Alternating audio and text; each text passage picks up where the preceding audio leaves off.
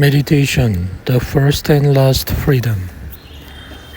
1. What is meditation? Watching is meditation. What you watch is irrelevant. You can watch the trees, river, clouds. You can watch children playing around. Watching is meditation. What you watch is not the point. Object is not the point. Quality of observation. That's what meditation is. Remember one thing. Meditation means awareness. Whatsoever you do with awareness is meditation. Action is not the question. Walking can be a meditation. Sitting can be a meditation. Listening can be a meditation. Just listening to the inner noise of your mind can be a meditation. The whole point is one should not move in sleep. Then whatsoever you do is meditation. When you are not doing anything at all,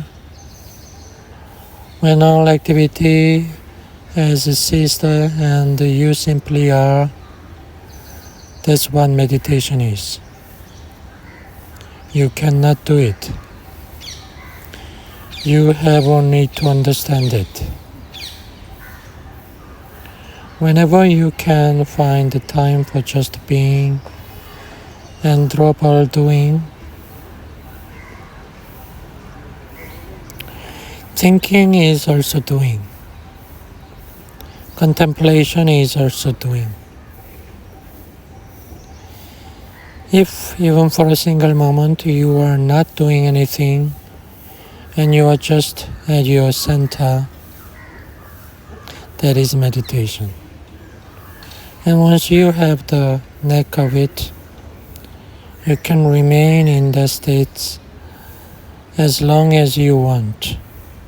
Finally, you can remain in that state 24 hours.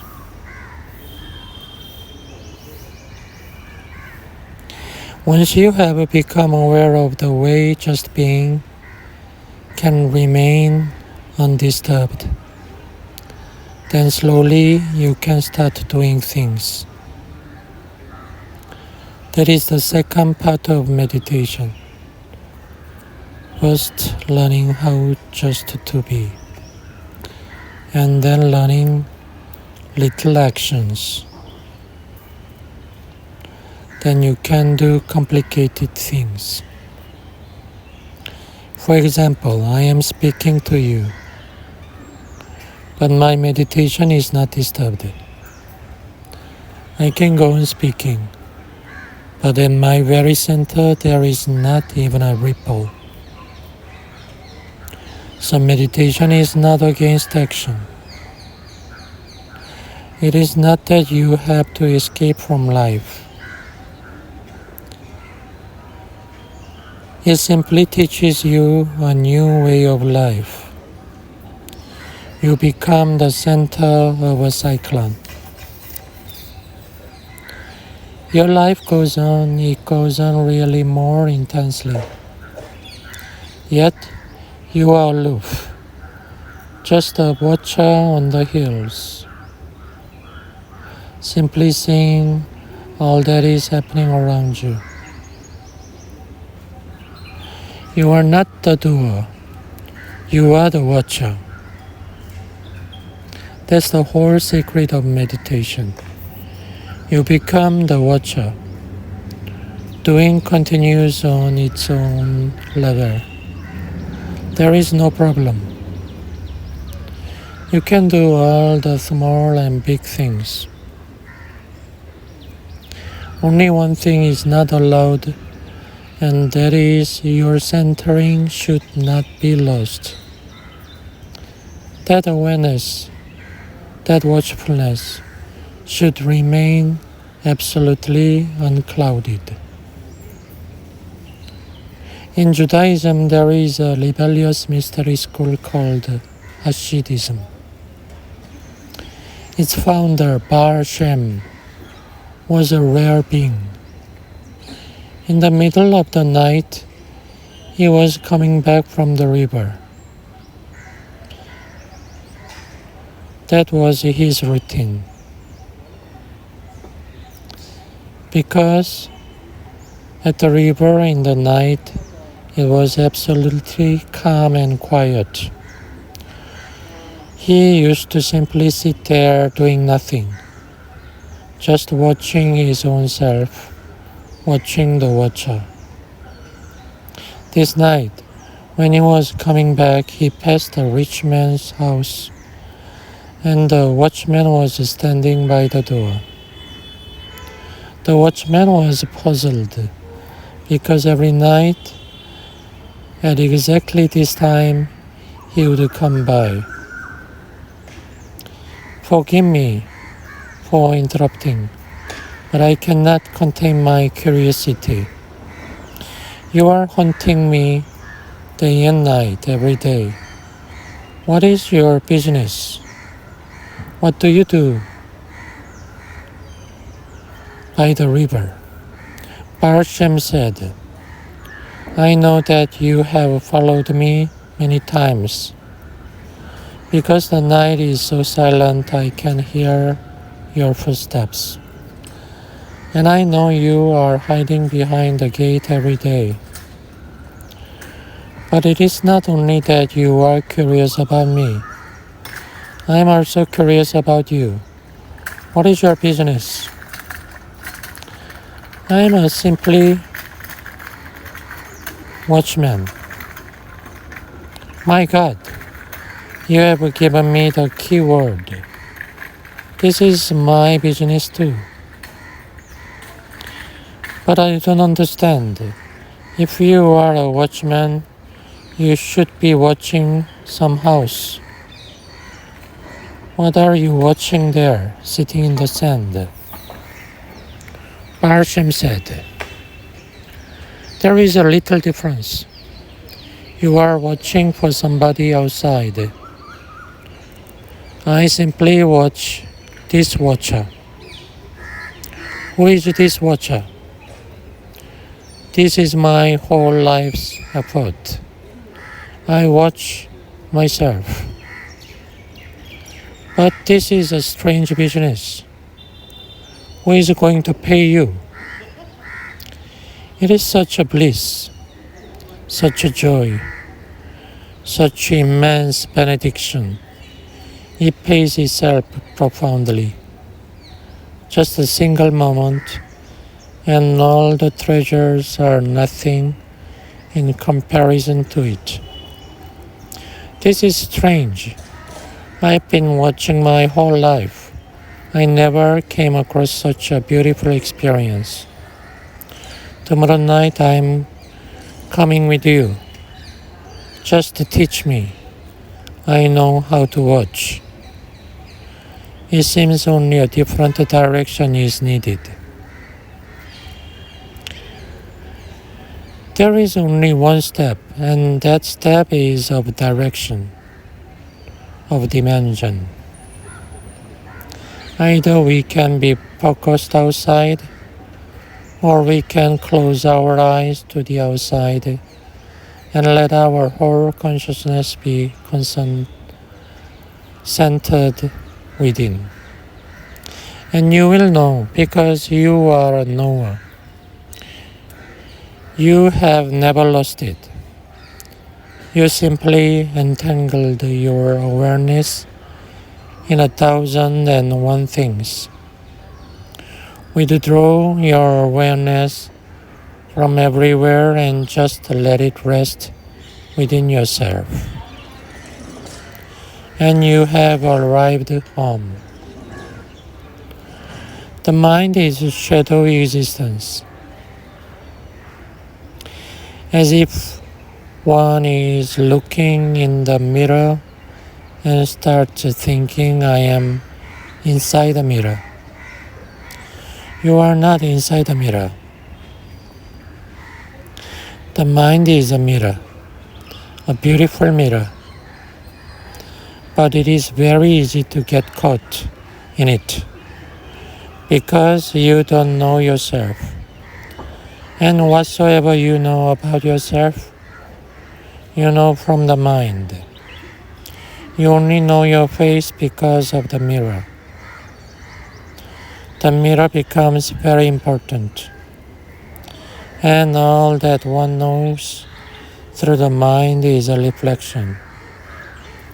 The real has to be known without the mind. One has to face oneself immediately. And that's all. The whole science of meditation. How to put the mind aside. How to be mindless for a few moments. In the beginning, they are very tiny moments, but immensely illuminating, immensely transforming.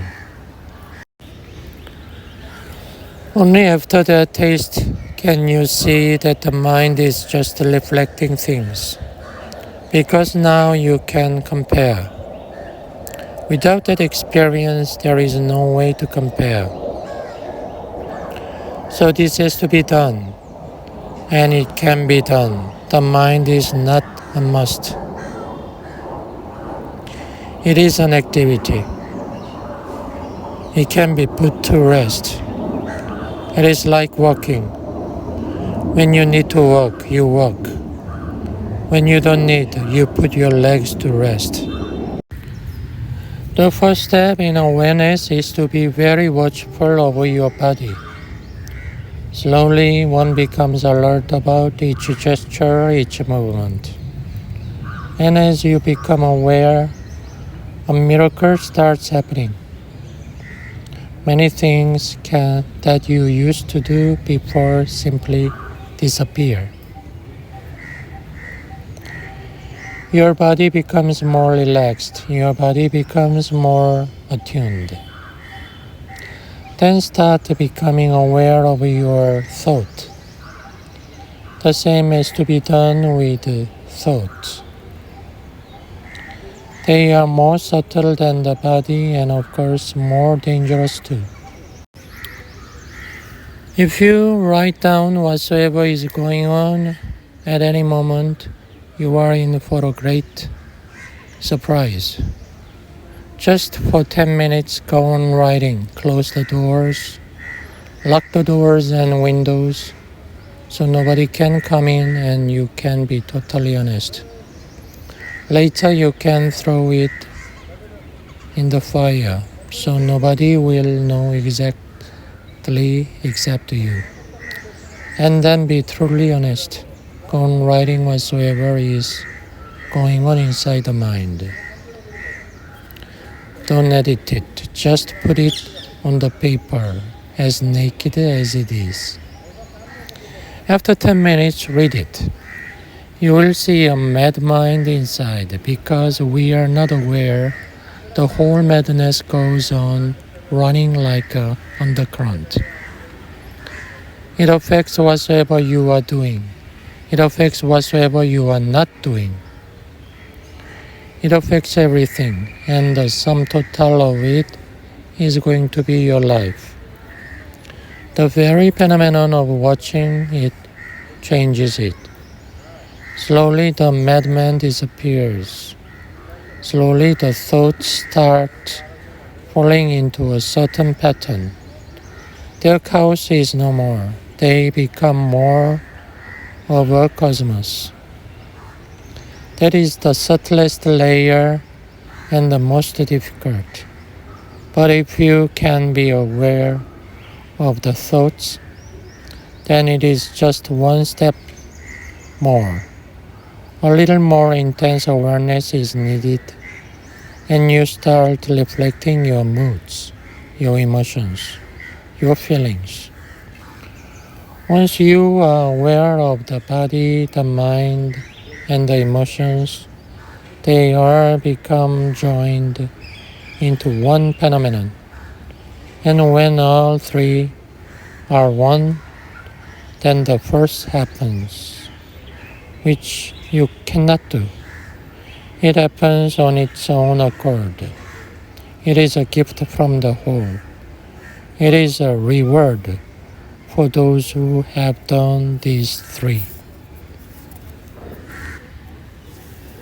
The fourth is the ultimate awareness that makes one awakened. One becomes aware of one's awareness, and only in that awakening does one come to know what bliss is. The body knows pleasure, the mind knows happiness, the heart knows joy, the fourth knows bliss. Bliss is the goal of sannyas, of being a seeker, and awareness is the path toward it. Meditation is going beyond time. Time is mind. The mind consists of past and future. It has no experience of the present. It is thought that time has three tenses. The mind lives horizontally. Meditation is a vertical phenomenon. The whole science of meditation is to help you to get rid of past and future. And in fact, it is not much of a task because the past is no longer and the future is not yet. So you are simply getting rid of something which is not yet. It is not much of a task. And you are getting rid of something which is no more. That too is not much of a task. But in the name of meditation, so many stupidities go on in the world that people have become very confused. What is meditation? People are chanting mantras, doing certain rituals, worshipping, bowing down to statues. All kinds of things are being done. The Tibetan Buddhists go on doing things the whole day, lying down on the ground and touching the ground with their heads. And the more you do it, the more meditative you become. People are continuously chanting mantras. They become mechanical. Mind is capable of doing many things. You just have to learn the trick. The mind is capable of many processes together. So you cannot get rid of it just by chanting mantras. All that is needed is a great understanding, awareness. Slowly, one settles in the present. The moment you are here and now, you have found it.